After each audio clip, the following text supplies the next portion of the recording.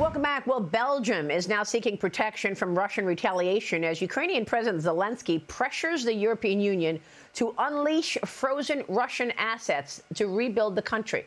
$300 billion is sitting in European banks. The EU offering another solution, approving a $105 billion loan to aid Ukraine without touching the frozen Russian assets. This loan would fund Ukraine for 2 more years of potential war. Zelensky warning that Vladimir Putin is preparing for another year of fighting, despite all of the peace negotiations underway. Special Envoy Steve Witkoff will meet with a Russian delegation in Miami this weekend for more talks over a peace plan. Joining me now from Brussels is U.S. Ambassador to Belgium, Bill White. And it is my honor to call you Ambassador now, sir. Good to have you. Welcome. Good morning, Maria, live from Brussels. Merry Christmas to you. It's great to be with you, and I hope you and your family and the team are doing great. Thank you so much, and right back at you. Ambassador, we want to get your take on this issue. I don't understand why we're having peace talk after peace talk, and now the Europeans are saying, well, here's more aid for war for another 2 years. So in other words, we have an expectation that this war is going to go on another 2 years, even as President Trump is trying to end it? Well, I certainly hope not, and I can tell you one thing. If anybody is able to bring this god-awful war to an end, it's the peacemaker-in-chief, Donald J. Trump. He has the best team in Secretary Rubio and Steve Witkoff, who's a dear friend for over 20 years. There is no one more capable than working both sides to bring this to a peaceful end. As President Trump has said many times, the killing has got to stop. At all costs, we must bring this war to an end. And I think President Trump is the man at the right time, at the right moment, to be the peacemaker-in-chief, as he has done, Maria, with so many other conflicts around the world, as we've seen. The issue with regard to the Russian sovereign assets, I think it's a very good idea that the EU is looking at an alternative. I just spent almost 4 hours with the CEO and chairman and the board members of Euroclear here. You know, Euroclear, its first investors were J.P. Morgan Chase. Many of our U.S. banking institutions rely on the stability of the market, settlement market, and closing here in Belgium. So futzing or scheming with that money, in my own opinion, is a very bad idea and could bring us to the brink of World War III. This would not be consequences that we could predict from Vladimir Putin, and I think President Trump is working on ending the war, so this is a very positive step. So you're saying that we should not be touching the $300 billion in European banks right now? I am saying that without guarantees to Belgium, there are serious economic, potentially catastrophic consequences to the Belgium economy.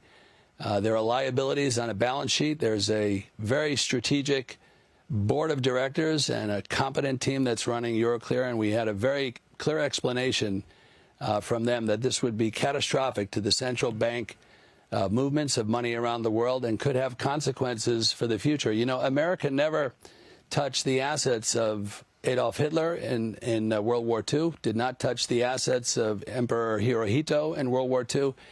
And doing anything with this money would be sure to aggravate Vladimir Putin, which is something I don't think President Trump is interested in doing. I think he's working very closely with Steve Witkoff and Secretary Rubio to bring this war to an end. So this money would be used as part of that negotiation. And if Steve Witkoff or Secretary Rubio does not have that money to do that, then it won't be there. And I don't think that's a wise decision. Well, I understand that it takes away some leverage, certainly, Ambassador. But, I mean, go tell that to the leadership of Poland, who had to defend itself because Russia was sending drones into Polish airspace. I spoke with the Secretary of State of Poland yesterday, and here's what he said. Watch this.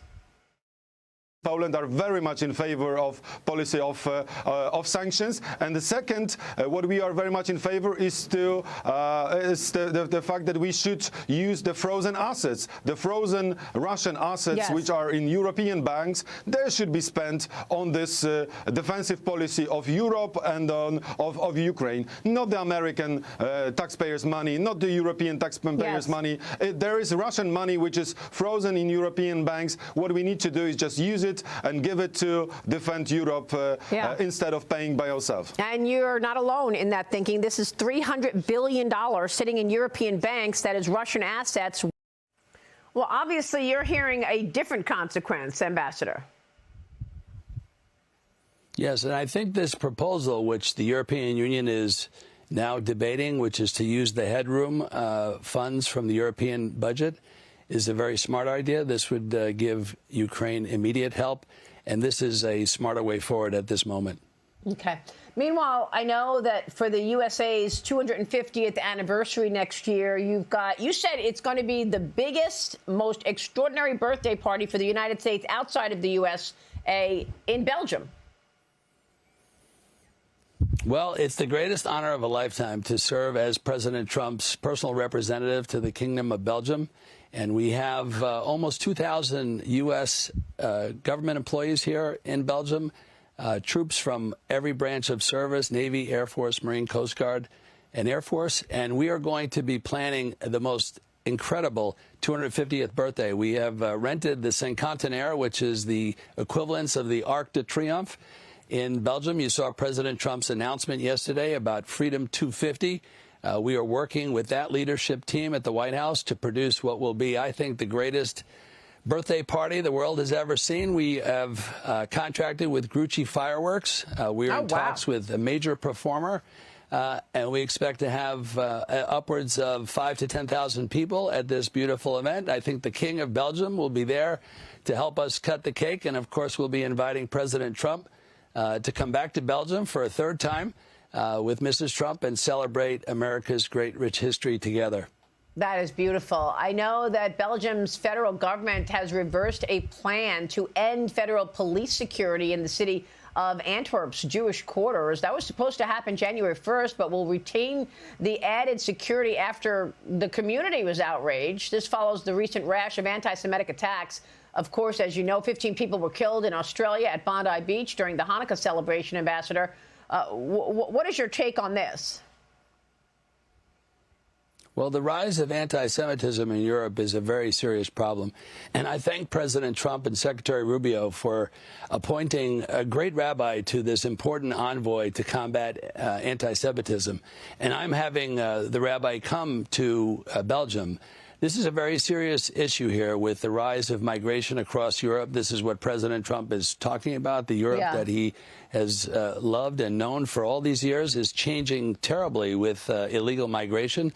And we are on top of this, Maria. I went and visited a beautiful synagogue. All of the rabbis from around Belgium came. We lit the Hanukkah light with the shamash, and we prayed together for those families that were killed in Australia. And we will not tolerate anti-Semitism in Belgium or anywhere around the world. We stand with the people of Israel and our Jewish friends during this Hanukkah season, and it was important for us to go there to show President Trump's support. Yes, and I love that. Thank you for that, Ambassador. And by the way, I know that you want that Russian LNG company out of Belgium. It's a $50 billion contract. You'd rather it go to U.S. companies. We'll be watching your work on that. Ambassador, good to see you. Merry Christmas, and we hope you'll come back soon. Thank you, sir. Great to see you, Maria. And I want to do a B2B. That's Bartiromo to Belgium. We'll do a conference here and bring all the economic forces to bear. We're going to be bringing $50 billion back to America for President Trump, and you'll see that announcement soon. Oh, I like that. Bartiromo to Belgium. Well, we're going to have to get on that. We need to do a live show there. B2B. Thank you, sir. All right. That's right. B2B. Let's go. Good to see you. Thank you. Thank you so much.